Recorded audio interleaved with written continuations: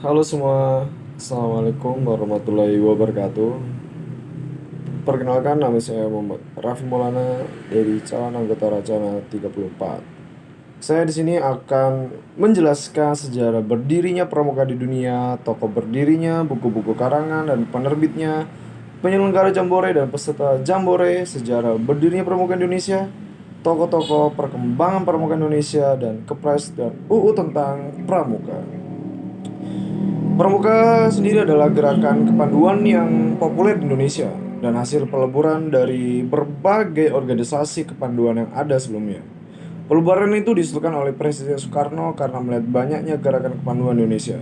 Apabila ditelusuri sejarahnya pada mulanya gerakan pandu yang muncul di dunia itu di Inggris. Ya, di Inggris. Diprakarsai oleh Robert Stephenson Smith Baden-Powell atau bisa disebut juga sebagai Sir Robert Baden-Powell. Ya, Baden-Powell inilah yang akan kemudian menjadi sebagai bapak pandu dunia. Sejarah didirikannya Pramuka Dunia berawal pada 25 Juli 1907 saat Baden-Powell yang kala itu menjabat sebagai Letnan Jenderal Militer Inggris mengadakan kegiatan perkemahan. Baden-Powell sejak kecil diketahui menaruh perhatian pada alam bebas dan suka menjelajah hutan di sekitar sekolahnya. Ketika berkiprah sebagai seorang perwira militer, dan diterjunkan ke berbagai peperangan, ia berspesialisasi dalam kepanduan. Setelah perang, Baden-Powell mengelola Aids to Scouting untuk anggota muda dan mengadakan kegiatan perkemahan selama 8 hari di Pulau Bronsey, yang merupakan pulau terbesar di Pelabuhan Pole, Dorset, Inggris. Setahun setelah perkemahan, Baden-Powell menulis sebuah buku. Nah, buku ini tentang prinsip-prinsip dasar kepramukaan yang berjudul Scouting for Boys. Ya, itu salah satu buku keluarnya Baden-Powell, Scouting for Boys. Selain itu juga, ia juga mendirikan gerakan kepanduan Scouting for Boys yang hanya diikuti oleh kaum laki-laki. Nah, buku panduan gerakan kepanduan karyanya kemudian menyebar ke seluruh dunia dengan berbagai bahasa. Juga tentang tingkatan pramuka siaga. Oke. Itu salah satu bukunya ya. Pada tahun 1950, Baden-Powell memutuskan pensiun. Ya, memutuskan untuk pensiun. Saya tidak tahu kenapa dia pensiun dari tentara dan mencurahkan seluruh waktunya untuk pramuka pada tahun 1912 bersama adiknya, Agnes. Baden-Powell membentuk pramuka khusus untuk perempuan yang disebut Girls Guides yang kemudian dikenal dengan nama Girl Scout. Nah, 4 tahun kemudian, pada tahun 1916, didirikan kelompok pramuka siaga dengan nama CUB, Anak Serigala. Pedoman kegiatannya dilaksanakan berdasarkan buku yang berjudul The Jungle Book karya Rudyard Kipling. Ya, juga moto pramuka beserta fungsinya. Baden-Powell membentuk Rover Scout yang organisasi yang mewadahi pemuda yang telah berusia 17 tahun pada 1919. Ia pun berkeliling dunia untuk menginspirasi lebih banyak anak-anak muda untuk bergabung dengan kepanduan. Semakin meluasnya perkembangan kepanduan pada tahun 1920, Baden-Powell pun mengundang berbagai kepanduan dari berbagai dunia untuk melaksanakan Jambore pertama. Ya, Jambore pertama itu di Pulau Bronsey. Awal organisasi pramuka. Nah, ini udah masuk awal pramuka Indonesia. Saya akan menjelaskan ya, pramuka Indonesia itu munculnya cabang milik Belanda. Nah, jadi awalnya Indonesia itu dari cabang Belanda namanya Nederlandse Pathfinders Organization, disingkat NPO pada 1912, yang kemudian namanya berubah menjadi Netherlands Indies Pathfinders Vereniging NIVP pada 1916. Dan di tahun yang sama, Mangkunegara ke-7 membentuk sebuah organisasi kepanduan pertama di Indonesia dengan nama Javanese Pathfinders Organization (JPO). Nah, lahirnya JPO ini memicu gerakan nasional lainnya untuk membuat organisasi sejenis pada saat itu. Dan diantaranya ya contohnya Hizbul Wathan pada 1919. Dan juga JJP John Jeff Pathfinders, dan pada tahun 1923 National Pathfinders NP, National Independence Manifest Natibje Pandu Pemuda Sumatera PPS, dan penyatuan organisasi Pandu diawali dengan lahirnya INPO, Indonesian Pathfinders Organization pada 1926. sebagai peleburan dua organisasi kepanduan, National Pathfinders Organization (NPO) dan Young Indonesian Pathfinders Organization (JIPO). Melihat semakin banyaknya organisasi pramuka milik Indonesia, Belanda pun melarang organisasi kepramukaan di luar milik Belanda menggunakan istilah Pathfinders. Oleh karena itu, Kiai Haji Agus Salim memperkenalkan istilah Pandu atau kepanduan untuk organisasi kepramukaan milik Indonesia.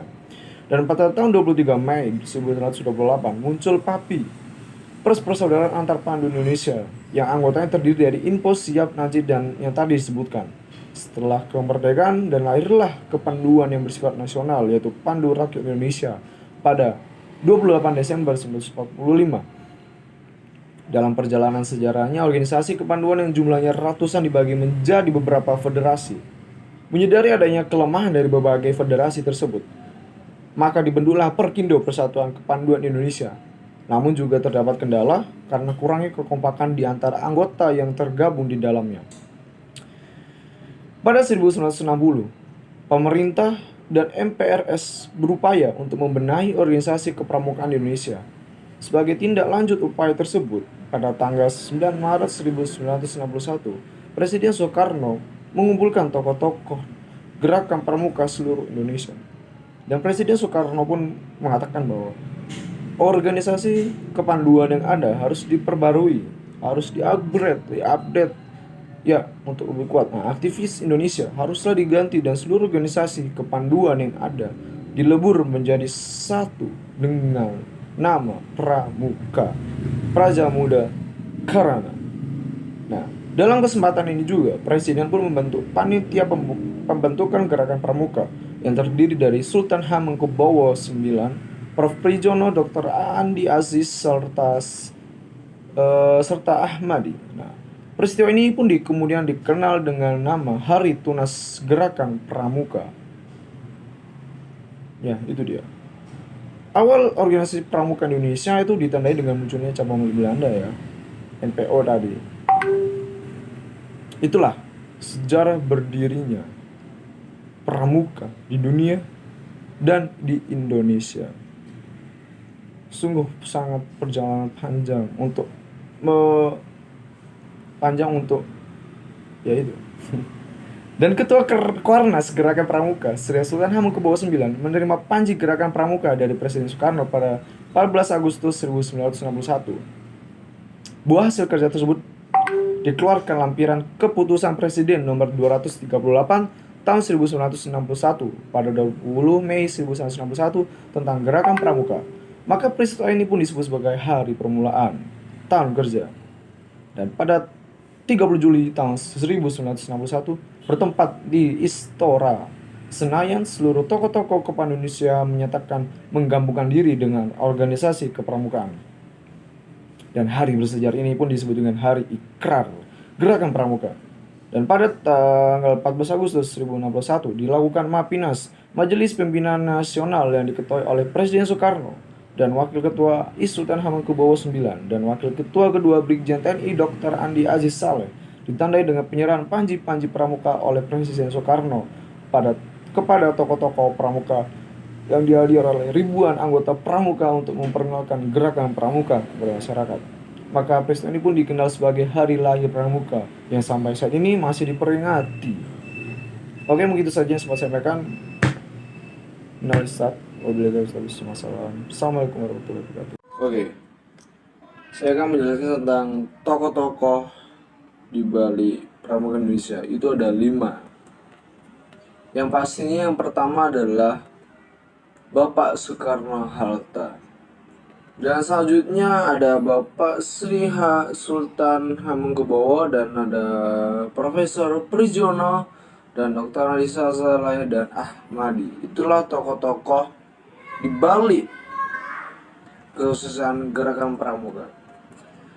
Dan selanjutnya adalah UU dan undang-undang tentang pramukaan. Itu ada Kepres 238 tahun 1961 tentang gerakan pramuka.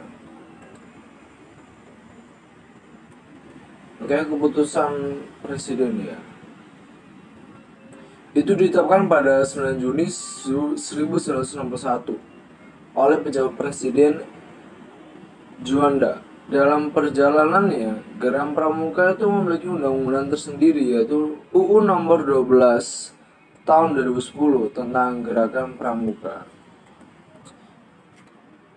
Jadi pertimbangan dalam Kepres 238 tahun 1961 tentang Gerakan Pramuka adalah bahwa anak-anak dan pemuda Indonesia perlu dididik untuk menjadi manusia dan warga-warga Republik Indonesia yang berkepribadian yang berwatak luhur, yang cerdas, cakap, tangkas, terampil, dan rajin, yang sehat jasmanilah dan rohania, yang berpancasila dan setia patuh kepada negara Kesatuan Republik Indonesia, dan yang berpikir dan bertindak atas landasan-landasan manusia sosialis Indonesia, sehingga dengan demikian anak-anak dan pemuda Indonesia menjadi kader pembangun yang cakap dan bersemangat bagi penyelenggara amanat pemerintahan rakyat. Yang selanjutnya, bahwa pendidikan untuk mencapai maksud dari tujuan tersebut di atas itu harus dilakukan dalam lingkungan anak-anak dari pemuda, di samping pendidikan di lingkungan keluarga dan di samping pendidikan lingkungan sekolah, dan harus diselenggarakan dengan jalan kepanduan yang sesuai dengan pertumbuhan bangsa dan masyarakat Indonesia.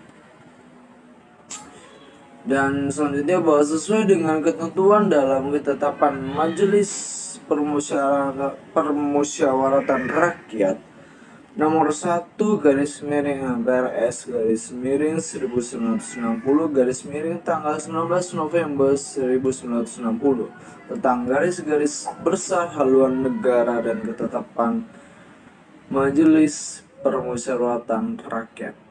Sementara nomor 2 _MPRS _1960 tanggal 3 Desember 1960 tentang garis besar pola pembangunan nasional semesta berencana tahapan dari tahapan pertama itu 1961 sampai 1969 yang mengenai pendidikan dan umumnya, dan pendidikan kepanduan pada khususnya perlu menetapkan satu organisasi pendidikan kepanduan yang tunggal untuk diberi tugas dalam melaksanakan. Oke, dasar hukum Kepres 238 tahun 1961 tentang Gerakan Pramuka adalah yang pertama, Pasal 4 ayat 1 Undang-Undang Dasar Negara Republik Indonesia. Yang kedua, ketetapan Majelis Musyawaratan Rakyat sementara nomor 1 _MPRS tahun 60 tanggal 19 November tahun 60-an tentang garis besar haluan. Selanjutnya, TAP MPR sementara nomor 3 _MPRS tahun 61 tanggal 3 Desember tahun 61 tentang garis besar pola pembangunan nasional, dan Undang-Undang nomor 10 Perpu tahun 1960. Dan selanjutnya adalah isi Kepres 238 tahun 61 tentang Pramuka. Yang pertama, penyelenggara pendidik kepanduan kepada anak-anak dan pemuda ditugaskan kepada perkumpulan gerakan. Yang kedua, di seluruh wilayah Indonesia, perkumpulan pramuka dengan anggaran dasar sebagaimana tertera dalam lampiran. Yang ketiga, badan-badan yang lain yang sama sifatnya yang menyerupai gerakan pramuka dilarang ada. Nah, keempat, suatu keputusan ini berlaku pada tanggal 20 Mei